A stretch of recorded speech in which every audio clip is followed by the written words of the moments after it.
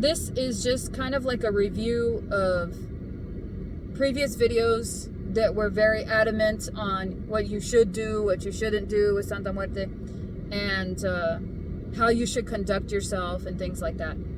And I like to be honest on this channel, and I like to be completely and totally relatable, real, transparent. And even though sometimes people take that as an opportunity to try to kick me, I'm still going to be honest with you guys, because you deserve it, and because I don't want you to go through the same things that I went through if you can avoid it. But sometimes you have to, because it's experience, and there's no better teacher than experience. So, with that being said, one of the main things that I said a couple of years ago, which I'm taking accountability for, obviously, and I don't regret, is not to have, I think that I said not to have the altar in the bedroom. And the reason for that was because of the activities that could possibly happen in the bedroom. But after lots of discussion and seeing a broader spectrum, a broader view, I now have a statue in my bedroom, and I don't regret it, and it's not causing any harm, and I'm not getting any kind of indication that it's bad. I haven't had an issue yet with having it in the bedroom. I mean, people brought up a good point when they said, hey, she sees all, you know, and then people also brought up another good point where they said that being that the root is a lot of Catholicism, and Catholicism sees intimacy and that side of human nature as a sin, that it makes sense that you wouldn't do those sorts of things in front of your statue, or in front of your altar, really, or in front of her, ultimately. I get all of those points, and they all make sense, and I agree on both sides. But I just went ahead and took the plunge, and I was like, you know what? Let this be a learning experience. And so far, so good. I haven't regretted putting the statue in the bedroom, and I look at her every night, and I look at the statue every night, and it comforts me, and I look at it every morning, and it comforts me.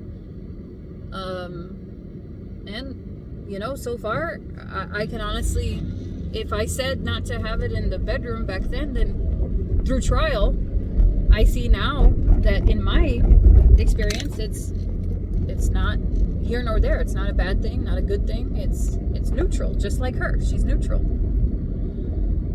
So I was trying to, you know, backtrack and see like what else has changed since like just 2 years ago, just from having experience. And I think that was the biggest one that I would have to like swallow my words and take that back.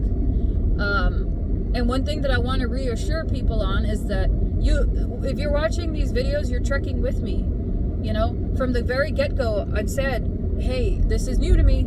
I'm still very much a student, and I'm always going to be. So I'm never going to be the type of person that's going to proclaim that I am the end-all, be-all of Santa Muerte information. That could never happen. Nobody could ever be the end-all, be-all, because it's different with every person. And I'm not trying to take time and experience away from people. No, if you have time and experience, you earned that. Good for you.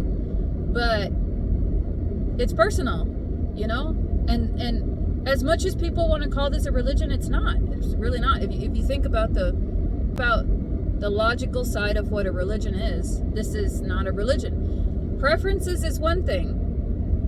Tried and true methods, that's one thing. That's what works. That's why we go with what works. But is it a religion? No. Now, some people try to turn it into a religion, and sometimes they're successful, and sometimes they have groups, and you know, like cultish type followings within this cult. But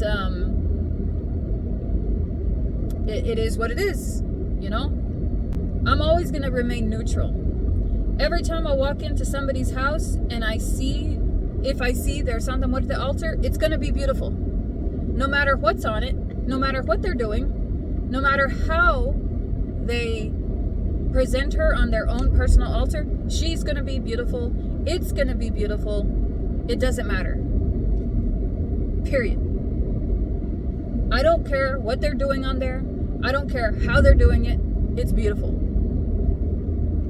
And that's what she taught me. She taught me to remain neutral and don't judge. Because it's not for me to judge, because I don't know the whole freaking story. I don't know how somebody got there. I don't know their past. And even if I did, it's not my job to judge their past. You know? I want to be as much like her as possible. I want to be as neutral as possible. And I cannot be neutral if I'm interjecting my own personal views on other people. I cannot be neutral if I'm passing judgment every 5 seconds. You know? And honest to goodness truth, a lot of times it's not even worth it. It's not even worth it to pass that judgment or to try to stand on a, how they say, have your soapbox moment. It's not worth it. Because people are going to do what they're going to do regardless. And I'm always going to feel that way. I'm always going to feel like no matter whose altar I see, if I see the love in that person's eyes, it's all good to me. I can like and dislike their methods, but either way, they love her like I love her, and that's what matters. And what's beautiful about this is that it is so varied. You know? It's not a carbon copy of what one person did. But I just try to remain as neutral as possible because that is what she would do. You know? In the end, we're all going to meet the same fate. In the end, we're all going to learn very similar lessons. And we're all on this same trip, you know, this same trek. We're just experiencing it different ways. So sometimes when I see like a lot of bickering, I wish that I could just say something, but I know that it would just be pointless and it would go in one ear and out the other, and it would just fuel the fire. You know? And there's just a lot of times no point to any of it. It's kind of like keep your eyes on your own paper. You know? Worry about your own test.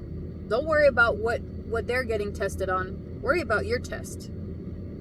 Because you're the one that's getting tested, and your answers are going to be different from theirs. You know? Stop peeking, because you're really going to get your test wrong then, if that's the case.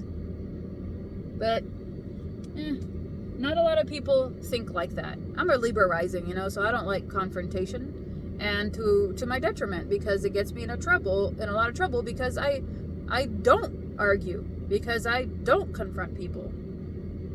I just don't see the point, you know? So, I just want you guys to know, you know, that over time you do learn these lessons. Over time, things do start to make sense, especially if it's repetitive. And over time, sometimes we change, and sometimes we approach our spirituality different than we did several years ago. Experience is the best teacher. So what works for you might not work for somebody else. As cliched as that sounds, it's so true. So, like I said, if I walk into your house and you have a Santa Muerte altar, I don't care what it looks like. To me, it's beautiful. And I don't care what you're involved in. And I don't care what you got going on. Your altar is beautiful to me. It doesn't matter what's on there, who's on there, what it's about. It's beautiful. Because I love her and because you love her. To me, that's the only bond we really need. That's the one thing we can agree on. And to take it a little bit further, hey, maybe you can teach me something. Thanks for watching. I hope everybody's having a good day. Thank you for those of you that have stayed subscribed, or for new subscribers. Please feel free to go back and watch the other videos. Homegirl here has been doing this for a few years, consistently. And I try not to be repetitive. I try to bring you new points of view as I learn them, as I learned these experiences, I tried to bring it to you so that you can experience it with me too. So thank you so much for watching. I hope you guys are having a good day.